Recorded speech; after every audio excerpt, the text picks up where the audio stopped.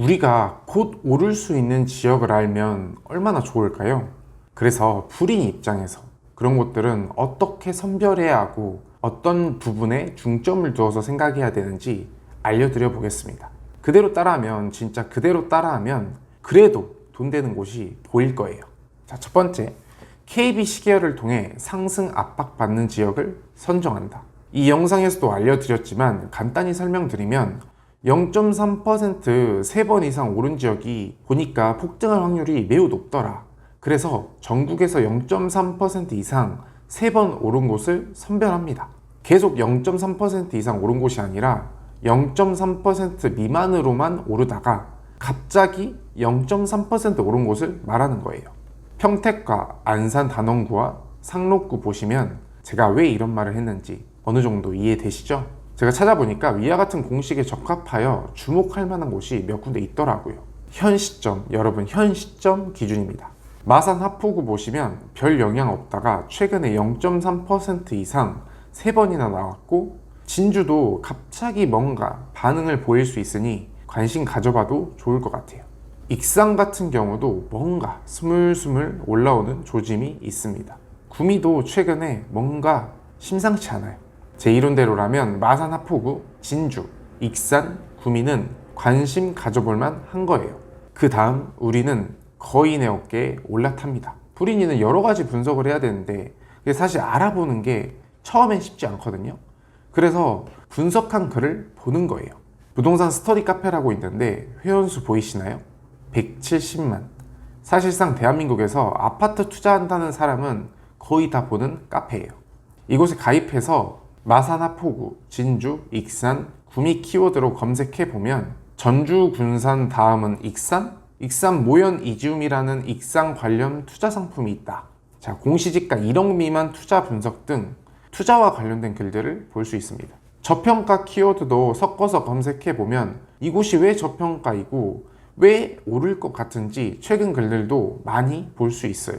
진짜 잘 분석하신 분도 있고 애매하신 분들도 있는데 잘 분석한 걸 보면 이 사람들은 왜 이곳이 곧 오를 가능성이 높은지 잘 알려줍니다.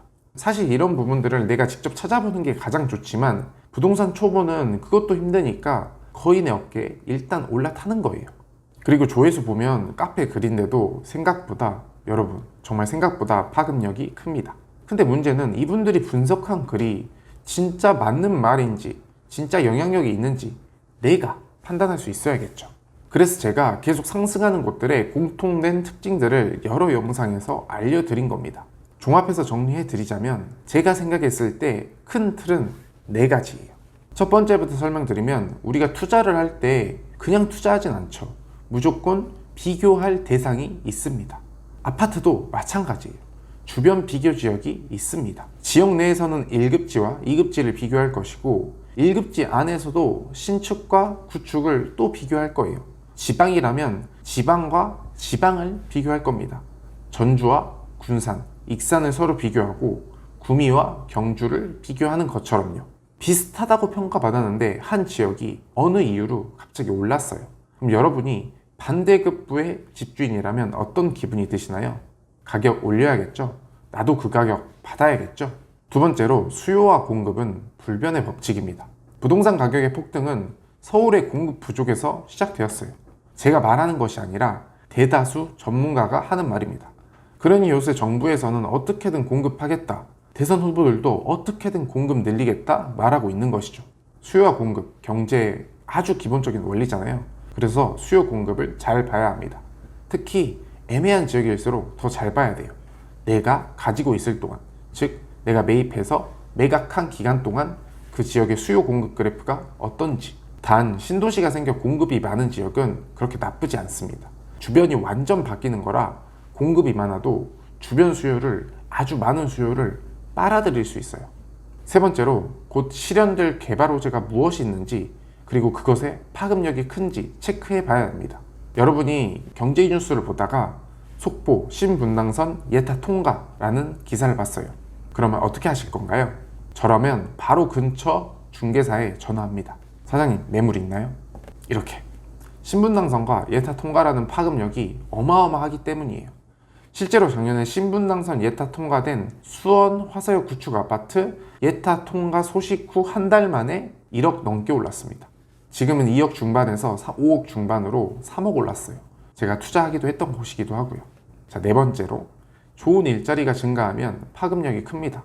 아파트를 사는 수요는 결국은 일자리에서 나와요. 그래서 강남과 판교의 아파트 가격이 높고 마곡지구도 관심을 받고 있습니다. 하지만 지방으로 갈수록 일자리에 대해서는 회의적으로 봐야 합니다.